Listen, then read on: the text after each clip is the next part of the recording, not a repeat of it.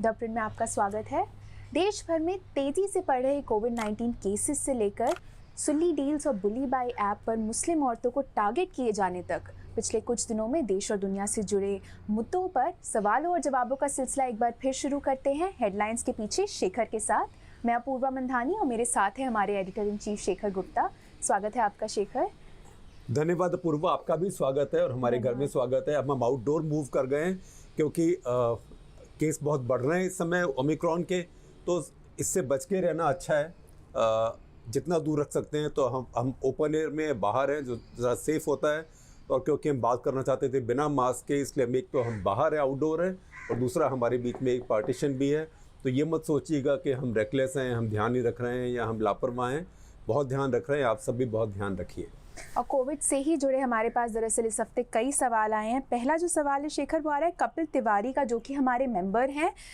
वो पूछ रहे हैं कि एक तरफ हमें कहा जा रहा है कि कोविड के खतरे के कारण रात 10 बजे के बाद बाहर न निकलें, और दूसरी तरफ सभी चुनावी राज्यों में रोज़ाना चुनावी रैलियां की जा रही है। क्या ये हिपोक्रेसी नहीं है? देखिए, हिपोक्रेसी से ज़्यादा मैं समझता हूँ कि ये सरकार बेवकूफ़ी के काम खुद करती है और जनता को बेवकूफ़ समझती है। क्योंकि आप तो दसियों हज़ार लोगों को बुला रहे हैं रैलीज़ में, जो कि नारे लगा रहे हैं, जो कि एक दूसरे के साथ धक्का मुक्की कर रहे हैं, तब तो आप बहुत खुश हैं। और आप सब लोग भी मंच पे बिना मास्क के खड़े हुए हैं, तो आप क्या लोगों को एक उदाहरण उनके सामने क्या आप प्रस्तुत कर रहे हैं? और उसके बाद कहते हैं आप रात को बंद कर लिए। तो जब भी मैं ये नाइट कर्फ्यू की बात देखता हूँ, मुझे वो गाना याद आता है, वो राजा रानी फिल्म का था। शहरों की गलियों में जब अंधेरा होता है, आधी रात के बाद एक चोर निकलता है, काली सी सड़क पे ये आवाज़ आती है, चोर चोर चोर चोर, तभी बोलिए कोविड कोविड कोविड कोविड। तो ये लोगों को बेवकूफ़ बनाने की बात है। जब आप सरकार के लोगों से पूछे, वो कहते नहीं इसलिए कि लोग पार्टी ना करें, शाम को जाके लोग मिले ना। अरे अगर लोगों को बेवकूफ़ बनना है तो पार्टी भी करेंगे और ये सब काम भी करेंगे। इससे सिर्फ ये है कि जो अथॉरिटीज़ हैं, ख़ास करके पुलिस वगैरह है, उनके लिए एक एटीएम खुल जाता है। अगला सवाल भी कोविड पे है। सुरेश कुमार पूछ रहे हैं कि क्या हम ओमिक्रॉन को डेल्टा की तरह हरा सकते हैं? क्या नाइट कर्फ्यूज़ और लॉकडाउन्स काम करते हैं? देखिए, हमने डेल्टा को हराया नहीं। डेल्टा ने बहुत नुकसान किया, हमारा बहुत क्षति की। उसके बाद जब काफ़ी लोगों को वो हो चुका और काफ़ी लोगों को बीच में टीका भी लग गया था 2-2.5 महीने में, उसके बाद वो वेव ख़त्म हुई। तो ये वेव भी लोगों में घुस के ही जाएगी। बड़ी बात यह है इस समय कि ज़्यादातर हम लोग वैक्सीनेटेड हैं। तो जो ये कहा जा रहा है कि ये हल्का है वायरस, इससे इतने लोग हॉस्पिटल नहीं जा रहे हैं, इससे इतने लोगों को वेंटिलेटर की ज़रूरत नहीं पड़ रही है, उसका ख़ास कारण यही है कि हम सब लोग इस समय वैक्सीनेटेड हैं। और ये एक सबूत है कि जो टीके हैं ये काम करते हैं। क्योंकि जब ये टीके आए थे तब भी ये कहा गया था कि टीकों का मतलब ये नहीं है कि आपको कभी इन्फेक्शन दोबारा नहीं होगी। इनका मतलब ये है कि इन्फेक्शन आपको सीवियर नहीं होगी, सीरियस नहीं होगी। तो उस हद तक ये टीके काम कर रहे हैं। अगर हम अभी अमेरिका से भी डेटा देखें, हम जो आ रहा है, थोड़ा ब्रिटेन से भी आ रहा है, अमेरिका से काफ़ी आ रहा है, आप देखें कि जो 90 से 95% लोग जिनकी बदकिस्मती से जानें अभी जा रही हैं, वो वही लोग हैं जिन्होंने टीके नहीं लगवाए हैं। ये मतलब मैं कहना नहीं चाहता, क्योंकि मैं तो वैसे उसकी टेनिस का फ़ैन हूँ और उसका जो एक कैरेक्टर उसका भी फ़ैन हूँ, नोवाक जोकोविच। पर ऐसे बेवकूफ़ लोग हैं दुनिया में सिरफरे, और ये औरों को भी गलत आइडियाज़ देते हैं। तो अगर अमेरिका में जो मरने वाले हैं पिछली अप्रैल से, उसमें से 90 से 95% तक अनवैक्सीनेटेड हैं। तो ये हमारे लिए साफ सबक है कि वैक्सीनेशन से जानें बचती हैं। तो अब हराना जीतना वायरस के साथ नहीं सोचना चाहिए, वायरस से लड़ाई नहीं सोचनी चाहिए। लड़ाई उससे करनी चाहिए जो आपसे बराबर का हो या जिसको खुद भी कोई नुकसान हो। वायरस का तो कोई नुकसान नहीं है, virus is nothing to lose. कल को ये कुछ और बन के आ जाएगा। तो अभी हमको ये देखना है कि इसका जो विस्तार है जितना धीरे हो उतना अच्छा है। क्योंकि देखिए, औसत एक बात है, लेकिन एब्सोल्यूट जो फिगर है वो बेस एक बात है। अब आप बोलेंगे कि जो डेल्टा था, मान लीजिए ये सिर्फ नोशनल है, मैं ये नहीं कह रहा कि सचमुच ये डेटा है। मान लीजिए डेल्टा बोलें कि जी उसमें से 50% लोग अस्पताल पहुंच जाते हैं, तो अगर 100 को डेल्टा हो गया तो 50 लोग पहुंच जाएंगे। आप बोले नहीं ओमिक्रॉन तो बहुत माइल्ड है, सिर्फ 5% पहुंचते हैं। लेकिन ओमिक्रॉन इतना फैलता है कि मान लीजिए 1000 को हो गया तो 1000 का 5% भी 50 है और 100 का 50% भी 50 है। तो ये सोच के चलना चाहिए। सो जैसे पहले हमारे अस्पताल सब ओवरबर्डन हो गए थे, कोलैप्स कर गए थे, डॉक्टर हमारे बेचारे कोलैप्स कर गए थे, नर्सेज, पैरामेडिकल स्टाफ, टेस्टिंग का सामान नहीं मिलता था, ऑक्सीजन की कमी हो गई थी, दवाइयों की कमी हो गई थी, वो हालत ना आने पाए। तो ये बाढ़ है, इस बाढ़ को थोड़ा स्लो डाउन करके रखना है। और दूसरी बात ये कि जिसने टीके नहीं लगवाए हैं फटाफट लगवा लो, और जिसका बूस्टर का समय आ गया है वो अपने बूस्टर भी लगवाए, एकदम बिना समय बर्बाद किए हुए। आपने टीकाकरण की बात की, इसी से ही जुड़ा सवाल आ रहा है स्वास्थ्य तक रथ का। वो पहले तो नमस्ते बोल रहे हैं आपको और मुझे नमस्ते आपको भी। वो बोल रहे हैं कि मेरा सवाल कोरोना के ऊपर है, क्या इसकी वैज्ञानिक पुष्टि हो गई है कि अगर विश्व में ज़्यादातर लोगों को टीकाकरण हो जाए तो कोरोना के आने वाले खतरनाक वेरिएंट से बचा जा सकता है? वो बोल रहे हैं कि मुझे लगता है नेचुरल सिलेक्शन के चलते कोरोना के ज़्यादा खतरनाक वेरिएंट फुली वैक्सीनेटेड देशों में से आएंगे। देखिए, चाहे जहाँ से भी आए, लेकिन जब आप वैक्सीनेशन कराएंगे तो आपके शरीर में काफ़ी ताकत रहेगी किसी भी वेरिएंट को संभालने की, क्योंकि अभी कोई ऐसा वेरिएंट नहीं देखा है जिसको वैक्सीनेशन से असर ना पड़े। अब ठीक है, ओमिक्रॉन में ये क्षमता है कि वैक्सीनेटेड लोगों में भी घुस जाता है, लेकिन वो फेफड़ों तक आमतौर पे नहीं पहुंच पाता है। इसका मतलब वैक्सीन काम कर रहे हैं। और अब याद रखिए, ये तो बहुत जल्दी के वैक्सीन है। ये वैक्सीन तो 6-8 महीने में ही आ गए।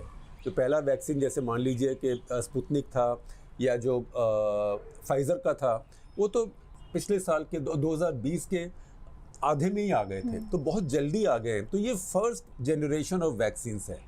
अब दूसरी पीढ़ी के वैक्सीन इसके बाद आएंगे, फिर तीसरी पीढ़ी के बाद आएंगे। अगर आप पोलियो वैक्सीन भी देखें तो 1950-52 में जो आया था वो एक बिल्कुल अलग तरह का वैक्सीन था। उसके साइड इफ़ेक्ट भी थे, उसका इतना इफ़ेक्टिवनेस भी नहीं थी। लेकिन आज जो पोलियो का वैक्सीन है, तो ये सब चीज़ें समय के साथ बदलती रहेंगी। अभी भी आप देखिए 2 नए वैक्सीन भारत ने भी अप्रूव किए हैं। कॉर्बेवैक्स है जो कि यूनिवर्सिटी ऑफ टेक्सास से आया है, और भारत में बायोलॉजिकल ई जो कंपनी है वो बना रही है। और ऐसे ही नोवावैक्स, जिसको भारत में कोवोवैक्स कहते हैं, जो सीरम इंस्टीट्यूट बना रहा है, वो भी क्लियर हुए हैं। और पहले हमारा डीएनए वैक्सीन भी जो है कैडिला, जाइडस कैडिला का, तो ये सब अलग अलग रास्ते के वैक्सीन हैं। तो रास्ते अलग अलग हैं, निशाना तो एक है, निशाना इन सब का यही है। तो हो सकता है अभी हमें जब रिसर्च हो जाएगी, रिसर्च में समय लगता है, तो ये मालूम शायद पड़े कि कॉम्बिनेशन से ज़्यादा फ़ायदा होगा। तो ये सब बातें अभी देखी जा रही हैं। जो दूसरा सवाल है, इनका यूज़र नेम है रिपब्लिक। ये पूछ रहे हैं कि बीजेपी की तरफ से पीएम के सिक्योरिटी ब्रीच की जो बातें हो रही थी, जबकि रैली को कम टर्नआउट की वजह से कैंसिल करना पड़ा, इस पर आपकी क्या राय है? इस पर जतिन अग्रवाल का भी सेम सवाल है कि आपके कमेंट्स वो जानना चाहते हैं पीएम के पंजाब में सिक्योरिटी ब्रीच पर। देखिए, पहली बात तो ये कि सिक्योरिटी ब्रीच ज़रूर हुई, चाहे आप किसी भी पक्ष में हो राजनीति के, आप कहीं भी वोट देने वाले हों। लेकिन भारत का प्रधानमंत्री जो एसपीजी प्रोटेक्टी है, वो जिस रास्ते से जाता है वो रास्ता हमेशा सैनिटाइज रहता है, और सैनिटाइज रहना भी चाहिए। ये आप देखें, जो जैसे न्यूयॉर्क में भी लोग घबराते हैं कि अरे भाई यूएन का सेशन हो रहा है, अब प्रेसिडेंट आएगा, जगह जगह ट्रैफिक में गड़बड़ होगी। तो ये हर देश को अपने चीफ एग्जीक्यूटिव का ध्यान रखना पड़ता है। अब वो कैसे ऐसे हाईवे पे पहुंच गए जो सैनिटाइज नहीं था? नहीं तो अब देखें, जहाँ से जाना होता है प्रधानमंत्री वगैरह को, दोनों तरफ पुलिस वाले खड़े होते हैं। कई बार हास्यास्पद भी लगता है कि दूसरी तरफ देख रहे हैं और खड़े हो रहे हैं, क्या करेंगे? लेकिन वो एक तरीका होता है सैनिटाइज करने का, ताकि वहाँ पे कोई और ना आए। अब सच ये है, क्योंकि वो सच देखा हुआ है कि जहाँ उनका मोटरकेड जा रही थी, उनका कॉन्वॉय जा रहा था, वहाँ और लोग थे। लेकिन इसको ये कहना कि उनकी जान पर हमला हुआ, अटेम्प्ट ऑन हिज लाइफ, वो थोड़ी, जिसको हिंदी में हम कहेंगे, अतिशयोक्ति है। अब आप कहेंगे कि मैंने इसका उच्चारण ठीक किया कि नहीं, आप बताइए।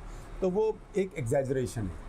लेकिन ये ऐसी ढील होनी नहीं चाहिए, क्योंकि देखिए, हमारे देश में एक प्रधानमंत्री हमारे सर्विंग थी जिनकी हत्या हुई, हमारे राष्ट्रपिता की हत्या हुई, और हमारे एक प्रधानमंत्री जो अभी टिल रिसेंटली प्रधानमंत्री थे, भूतपूर्व प्रधानमंत्री बने, राजीव गांधी, उनकी भी हत्या हुई। तो हमारे यहाँ पॉलिटिकल असैसिनेशन का एक कल्चर है, इसीलिए हमारे यहाँ सिक्योरिटी बहुत बहुत मजबूत होनी चाहिए। तो वहाँ इंक्वायरी होनी चाहिए कि इसमें किसका कसूर था, इसमें किसने किया, ऐसा कैसे हुआ, क्योंकि ये सब बिल्कुल साफ लिखी हुई प्लेबुक्स हैं। और ये तो हर ट्रिप के पहले एसपीजी क्लियर इंस्ट्रक्शंस इशू करता है, और हर चीज़ में ऑल्टरनेट होता है कि अगर ये प्लेन से नहीं जाएंगे, सड़क से जाएंगे तो कैसे जाएंगे, जाएंगे तो कौन सी सड़क होगी, ये सब चीज़ें रखी जाती हैं। गाड़ी कौन सी होगी, बल्कि कल तो देखा गाड़ी भी उनकी कम से कम वो तो नहीं थी जो अभी नई खरीदी है, मे बैक जो है, ये तो कोई टोयोटा फॉर्च्यूनर थी। तो ये बात कुछ जमी नहीं इसके अंदर। दूसरी बात ये कि मीटिंग में कितने लोग थे या नहीं थे, ये मैं तो मीटिंग में नहीं था।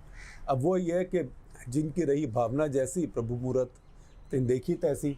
तो जो बीजेपी वाले लोग दिखा रहे हैं वो दिखा रहे हैं कि कुछ लोग थे वहाँ पे, जो कांग्रेस वाले दिखा रहे हैं वो दिखा रहे हैं कि वहाँ कोई नहीं था, और आम आदमी पार्टी वाले कह रहे हैं अरे तुम दोनों की गलती है, बीजेपी वालों की भी गलती है और कांग्रेस वालों की भी गलती है। तो वो एक राजनीतिक व्यू है। तो ये कहने के लिए मेरे पास इस समय इतनी इन्फॉर्मेशन नहीं है कि मैं कहूँ। और दूसरी बात, मैं किसी के दिमाग में घुस के कैसे सोचूं कि अरे खबर पता लगी कि वहाँ लोग नहीं हैं, इसलिए प्रधानमंत्री ने कहा वापस हो जाओ या दूसरा रास्ता ले लो, और वहाँ पे भीड़ भी आ गई। तो ये ज़रा अब बहुत कॉन्स्पिरेसी थ्योरी चलती है हमारे यहाँ। वैसे ही हमारे देश में अनएम्प्लॉयमेंट भी बहुत है, बेरोज़गारी भी बहुत है, और अंडर एम्प्लॉयमेंट उससे भी ज़्यादा है। लोग बेगार काट रहे हैं, खाली बैठे, तो खाली दिमाग शैतान का घर। अगला सवाल जो है वो नेहा का है। वो पूछ रहे हैं कि हाल ही में सुल्ली डील्स और बुली बाई ऐप जैसी घटनाओं का एक के बाद एक होने पर आपके क्या विचार हैं, और क्या आपको लगता है कि आरोपियों की जो उम्र पे जो चर्चा चल रही है उस पे आपका क्या कहना है? देखिए जी, उम्र पे चर्चा जो 18 के ऊपर है, जो बालिग हो गया, वो उसके बाद या 18 को या 81 को एक ही बात है। ठीक है, जुवेनाइल जस्टिस एक्ट है, अगर जुवेनाइल है, नाबालिग है, तो एक और बात है। लेकिन सब बालिग लोग हैं, जो इंसान वोट दे सकता है, जो इंसान टीका लगवा सकता है, जो भी है, मतलब ये बालिग लोग हैं, नौकरी कर सकता है, और 21 से ऊपर के तो शादी भी कर सकते हैं। तो ये इसमें कोई बड़ी बात नहीं है कि 18 साल के 21 साल के।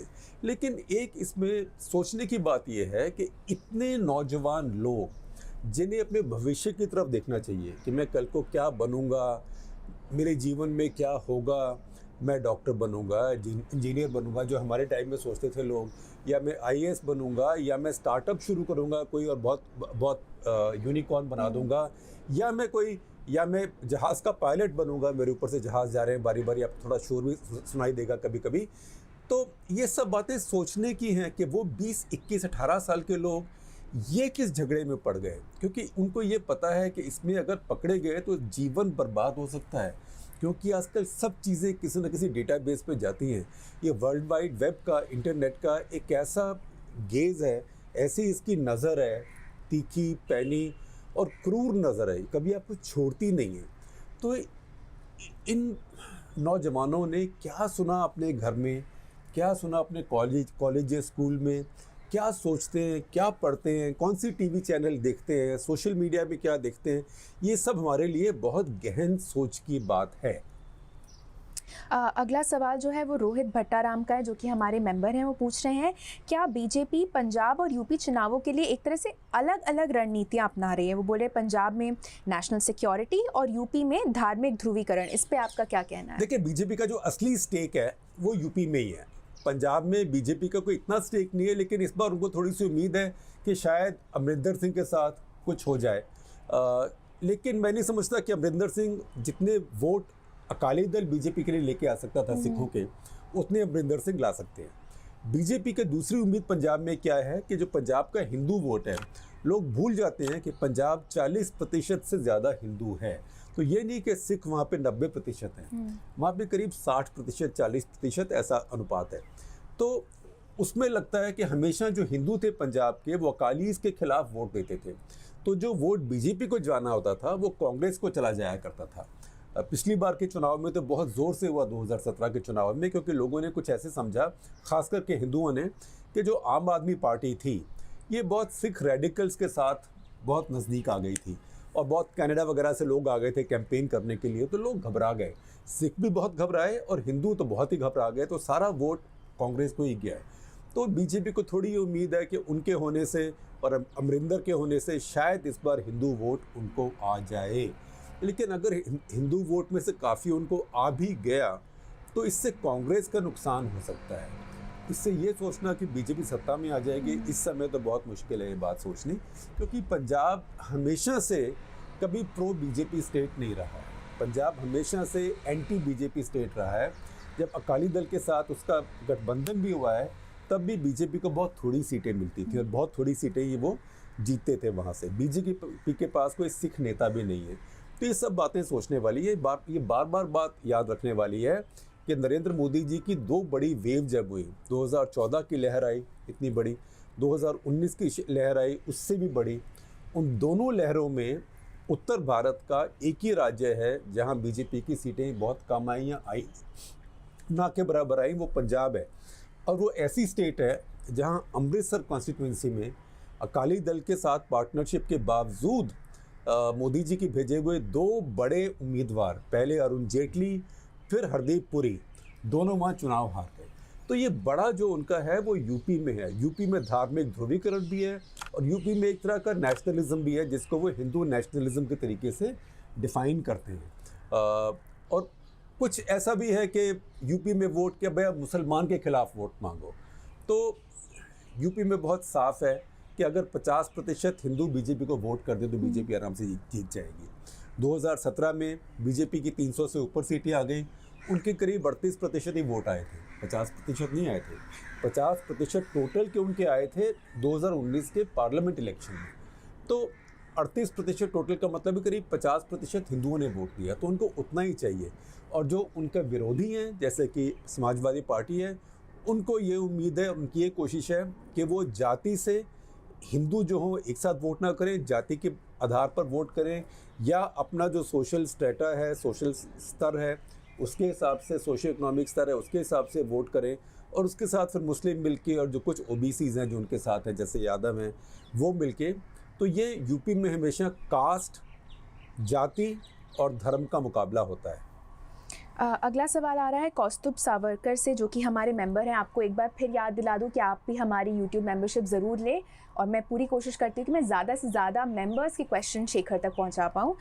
शेखर, कौस्तुभ सावरकर पूछ रहे हैं कि भारतीय वायुसेना मिग 21 और 29 स्क्वाड्रन को रिटायर क्यों नहीं कर रही है? स्टैचूज़ और विस्ता के निर्माण पर पैसे बर्बाद करने के बजाय इसे नए विमान खरीदने में लगाया जाना चाहिए। देखिए, नए विमान खरीदना कहना आसान होता है लेकिन नए विमान किसी को बनाने ही भी पड़ते हैं। रफ़ाल को भी आप देखिए, जब ऑर्डर हुआ उसके बाद पहला विमान भारत में 2 साल के बाद आया और उसका स्क्वाड्रन एक पूरा बनते बनते 1 साल लग गया। और स्क्वाड्रन बनने के बाद वो नया सिस्टम है, नई टेक्नोलॉजी है, नए मिसाइल हैं, नए उसमें फायर कंट्रोल सिस्टम है, नए रेडार हैं। तो सबको उसकी प्रैक्टिस करनी, आदत करना, उसके लिए डॉक्ट्रिन डेवलप करनी कि इसको हम कैसे इस्तेमाल करेंगे लड़ाई में, उस सब के लिए समय लगता है। तो किसी देश के पास, भारत जैसे देश के पास इतना पैसा नहीं। पहली बात तो मैं आपकी बात से सहमत हूँ कि भारत ये बहुत पुराने जहाज़ बहुत समय से घसीट रहा है, इनको नहीं घसीटना चाहिए। उनको जितना भी रेनोवेट कर लीजिए। आपके पास चाहे एम्बेसडर कार हो, कितनी भी अच्छी, कितनी भी मजबूत एम्बेसडर कार ना रही हो अपने समय में, उसमें आप इंजन बदल दें, उसमें आप टायर बदल दें, उसमें आप एसी लगा दें, सब कुछ लगा दें, वो रहेगी तो एम्बेसडर कार ही। तो एक समय आएगा जब आपको वो छोड़ के कुछ और लेना पड़ेगा। शौक के लिए आप एम्बेसडर भी रख सकते हैं। तो यही कुछ अब मिग वगैरह के साथ है। कुछ हमारे हेलीकॉप्टर भी ऐसे हैं और कुछ हमारे और भी, जैसे कि सिर्फ फाइटर नहीं, ट्रांसपोर्ट अगर आप देखिए तो हमारे यहाँ अभी तक HS-748 जिसको एवरो कहते हैं वो अभी तक चल रहे हैं। तो ये सब चीज़ें हैं जो कि एक हमारी बड़ी पेचीदा समस्याएं हैं। एक समस्या तो ये कि पैसों की कमी है, दूसरी समस्या है कि हम खुद नहीं बनाते हैं। तो जिसको ऑर्डर करते हैं पहले उसके पास हम ऑर्डर प्लेस करेंगे, फिर वो अपनी सामग्री इकट्ठी करेगा बनाने की, फिर वो बनाएगा आपके लिए। तीसरा, जो आप बनवा के ले आएंगे उसकी आपकी मेंटेनेंस। अभी हमारे पास जो रशियन इक्विपमेंट भी है उसके लिए भी बहुत स्पेयर्स रशिया से आने पड़ते हैं। और उससे बड़ी बात ये, हमारे यहाँ एक लोग डरते हैं डिफेंस के लिए कोई भी ख़रीद करने से, क्योंकि बोफोर्स के बाद से ये चला है कि हर डिफेंस परचेज़ के ऊपर एक स्कैंडल बन जाता है, तो लोग डरते भी हैं। अगला सवाल है करण बेदी का, जो पूछ रहे हैं पाकिस्तान द्वारा J-10C विमानों की खरीद पर आपका क्या कहना है? क्या आपको लगता है कि वे रफाल के लिए भी पर्याप्त रूप से सक्षम हैं? देखिए, ये किसी लड़ाई में एक विमान का दूसरे विमान से लड़ाई नहीं होती। ये कुश्ती नहीं है कि एक 68 केजी की कैटेगरी है, एक 62 केजी की कैटेगरी है, एक सुपर हैवी वेट 128 केजी की कैटेगरी है। ये नहीं है। ये तो मौके की बात है, कौन किसके सामने आता है। तो हर देश को, हर एयरफोर्स को अपना लार्जर जो ऑब्जेक्टिव है, जो टारगेट है, वो देखना है कि उससे हमारा उल्लू किस चीज़ से सीधा होता है। तो ये 2 स्क्वाड्रन आएंगे पाकिस्तान के पास में। तो मैं कहता हूँ कि जो उनके JF-17 है उससे बेहतर विमान है ये। जो उनके top of the line F-16 है उसके मुकाबले का नहीं है ये वहम में नहीं रहना चाहिए।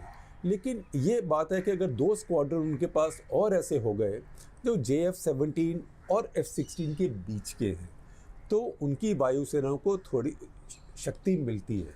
लेकिन अगर आप ये कहें अरे पहले तो हमारे रफाल वर्सेस J-10, तो ऐसे तो सिर्फ कॉमिक बुक्स में होता है या कोई फिल्मों में हो सकता है। आजकल कुछ टीवी चैनल भी ऐसे दिखा सकते हैं, एक पीछे से आया, ऊपर से आया। सच बात यह है कि आजकल कोई लड़ाई हो गई अगर आसमान में तो कोई किसी को देखेगा ही नहीं। सारी लड़ाई बियॉन्ड विजुअल रेंज ही होती है। और आजकल की लड़ाई में जो दूसरे को पहले देख लेता है वो जीतता है।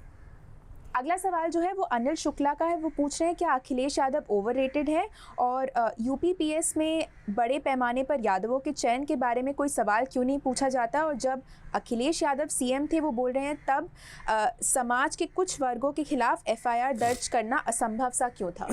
देखिए, क्योंकि उनका ट्रैक रिकॉर्ड जब भी था, जब वो CM थे, तो बहुत लोगों को पसंद नहीं आया, तभी तो वो हारे इतनी बुरी तरह से। क्योंकि पहले वो बहुमत लेके भी आए थे, फिर उनसे बहुमत वापस हुआ और बुरी तरह से हारे, तो उनको उसकी सज़ा मिल गई। दूसरी बात, वो ओवररेटेड हैं। पहली बात तो मैं नहीं कहूँगा कि वो ओवररेटेड हैं, क्योंकि पहले इलेक्शन जीत चुके हैं, अब भी ज़ोर से वो प्रचार कर रहे हैं। और आप देखें कि अगर योगी जी और मोदी जी जितना बोल रहे हैं उनके बारे में, ये साफ़ है कि कम से कम मोदी जी के नज़र में या योगी जी के नज़र में वो ओवररेटेड नहीं है। वो उनको बहुत संजीदगी से ले रहे हैं, बहुत सीरियसली ले रहे हैं। वो उनको बिल्कुल डिसमिस नहीं कर रहे हैं, उनको सचमुच में खतरा समझते हैं। बाकी है कि ओवररेटेड या अंडररेटेड है, ये और आपको 6 महीने में मालूम पड़ जाएगा, 5 महीने में, जब चुनाव के नतीजे आ जाएंगे। अगला सवाल है अभी भस्मे का, जो पूछ रहे हैं कि शेखर जी, एक बात मुझे समझ नहीं आ रही कि इतनी बुरी खबरें आने के बावजूद बीजेपी महाराष्ट्र के गवर्नर को क्यों नहीं बदल देती। इसकी वजह से वो बोल रहे हैं कि वास्तव में लोगों को भाजपा से नफरत हो रही है। देखें, आप ग्राउंड पे हैं, आप ज़्यादा जानते होंगे इस बात को, लेकिन ये सच्चाई है हमारी राजनीति की कि कोई किसी को इनकॉम्पिटेंस के लिए नहीं निकालता है आमतौर पे। क्योंकि हमारे नेता आजकल सोचते हैं कि इनकॉम्पिटेंस के लिए किसी को निकाल दिया तो लगेगा कि मेरी सरकार इनकॉम्पिटेंट थी। और दूसरी बात यह है कि जो हमारे राज्यों और केंद्र के बीच में जहाँ अलग अलग पार्टी है, वहाँ एक तरह से दुश्मनी की रिश्तेदारी हो गई है, जो कि अच्छी बात नहीं है। और उसी में ये जो गवर्नर भी हैं वो अपना रोल कुछ और देखते हैं। ये अपना रोल, अपना जो ट्रेडिशनल गवर्नर का रोल था, वो नहीं देखते। अगला सवाल जो है, इनका यूज़र नेम है AJ डेमो लोरेन। ये बोल रहे हैं कि बीजेपी इनके हिसाब से वर्तमान में सबसे ज़्यादा लोकतांत्रिक पार्टी है, और ये पूर्ण बहुमत के बाद कम से कम ब्रूट फोर्स का प्रयोग कर रही है। वो आपको बोल रहे हैं कि आप इंदिरा और राजीव के दिनों से इनकी तुलना भी कर सकते हैं, और वो एंड में लिख रहे हैं कि आप उन्हें गलत साबित कर सके तो करें। देखिए, ये बात तो मैं एक सवाल से साबित नहीं कर सकता, और इस बात का कोई सीधा जवाब भी नहीं है। लेकिन इसका जो सिंपल जवाब है, वो अनक्लटर्ड जवाब है, वो ये है कि आप उसी की बात ज़्यादा करेंगे जो आज है। राजीव गांधी को तो गए हुए, अब राजीव गांधी 1989 में चले गए थे। हमारे जो सुनने वाले हैं उनमें से 60-70% तो पैदा ही नहीं हुए थे तब। अगर आप 1989 में पैदा भी हुए थे तो आज आप 32 साल के, 33 साल के होंगे। तो वो बहुत समय निकल गया। और इंदिरा जी 84 में चली गई। तो वो आपको ही कहना कि जी एक ज़माने में कोई औरंगज़ेब ऐसा था, तो ये हर चीज़ को हम पास्ट से, अतीत से नहीं जोड़ सकते हैं। जो आज आपके सामने है वो ज़्यादा ज़रूरी है। और ये ज़रूरी नहीं है, ये कोई अच्छी बात नहीं है कि अगर अतीत में किसी ने कोई गलत काम किया तो आज बोले मैं भी गलत कर रहा हूँ, लेकिन उससे थोड़ा सा कम कर रहा हूँ। आखिरी सवाल जो है वो भूषण का है, जो कि हमारे मेंबर हैं। वो पूछ रहे हैं कि क्या अनहाइफेनेटेड जर्नलिज्म हमेशा से चैलेंजिंग रहा है या पिछले 10-15 सालों से ज़्यादा चैलेंजिंग हुआ है? देखिए, हमेशा चैलेंजिंग रहा है, लेकिन पिछले 10-15 साल से ज़्यादा हो गया है। उसके कारण ये है कि एक तो ये कि हमारी राजनीति जो है वो बहुत ज़्यादा पोलराइज्ड हो गई है, ध्रुवीकरण हो गया है उसके अंदर। दूसरा ये कि सोशल मीडिया बहुत आ गया है। और तीसरा ये है कि जो हमारे राजनेता भी हैं, और राजनेता क्या, क्रिकेटर भी हैं, हमारे फिल्म स्टार भी हैं, इन सब को भी बहुत कुछ तरीके आ गए हैं मीडिया से डील करने के। और एक उसमें ये चीज़ है कि एक जो इन लोगों ने प्रिंसिपल सेट कर दिया है, सिद्धांत सेट कर दिया है, वो ये है कि जो जॉर्ज बुश ने कहा था कि you are either with us or against अस, तो ये सब लोग भी ऐसे ही करते हैं। अगर आज आप मान लीजिए कि कोई फिल्म स्टार या कोई क्रिकेट स्टार के कोई एक बात भी क्रिटिकल लिखते हैं, वो कल को आपसे बात करनी छोड़ देगा। तो आप अगर फिर फिल्म जर्नलिस्ट हैं या स्पोर्ट्स जर्नलिस्ट हैं, आप क्या करेंगे उसके बारे में? तो आप डरते हैं। ऐसी राजनीति में है कि जो आपके चमचे हैं उनसे आप बात करेंगे, जो आपको थोड़ा भी सवाल पूछ ले उनको आप बिल्कुल दूध से मक्खी की तरह निकाल के बाहर फेंक देंगे। अब क्या होगा, मक्खी मरेगी नहीं, आम मक्खी की तरह उड़ती रहेगी, तो वो दूसरा पोल बन जाएगा। तो ये इस समय राजनीति और हमारी जो पब्लिक डिबेट है वो कुछ ऐसी ही है। इसी के साथ हमारा आज का एपिसोड यहीं ख़त्म होता है। आशा करती हूँ आप सभी अपना ध्यान रख रहे हैं और मास्क पहन रहे हैं, और अगर आपने अब तक टीका नहीं लगवाया है तो जल्द से जल्द जाकर टीका भी लगवा लीजिए। हमसे जुड़ने के लिए बहुत बहुत धन्यवाद। और अगले 2-1 हफ्ते लगता है कि हम ऐसे आउटडोर ही आपसे बात करेंगे। आप भी अपना बहुत ध्यान रखिए। आउटडोर इंडोर से सेफ़र है, सुरक्षित है। इंडोर भी अगर दूर रहें तो और ज़्यादा सुरक्षित है, और आउटडोर भी अगर बात करें बिना मास्क के हों और बीच में अगर पार्टीशन हो तो और भी अच्छा है। इसलिए आप बच के रहें और हमको देखते रहें, हमारे साथ जुड़े रहें।